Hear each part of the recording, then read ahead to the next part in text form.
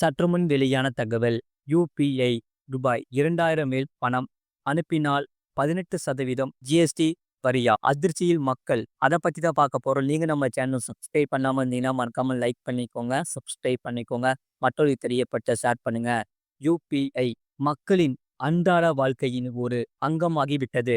இச்சேவையை அறிமுகம் செய்யும் போது மக்கள் இதை ஏற்பார்களா என்ற கேள்வி மக்கள் மத்தியில் மட்டும் அல்லாமல் நாடாளுமன்றத்திலும் எழுப்பப்பட்டது. ஆனால் இதை அறிமுகம் செய்யப்பட்ட காலகட்டத்தில் ஜியோ, ஏர்டெல் அறிமுகம் செய்த மலிவான மொபைல் டேட்டா திட்டங்களும் 4G சேவையும் மோடி அரசு கொண்டு வந்த பண மதிப்பிழப்பு நடவடிக்கை ஆகியவை யுபிஐ பயன்பாட்டை ராக்கெட் வேகத்தில் உயர்த்தியது. தற்போது பெட்டிக்கடை முதல் நகைக்கடை, கார் ஷோரூம் வரையில் யுபிஐ சேவை உள்ளது. இதை எளிதாக பயன்படுத்த முடியும் என்பதால் இளம் தலைமுறையினர் முதல் மூத்த குடிமக்களும் பயன்படுத்துகின்றன. முழு வீடியோ லிங்க் கீழே இருக்கு. அதை கிளிக் பண்ணி பாருங்க. மறக்காம லைக் பண்ணிக்கோங்க.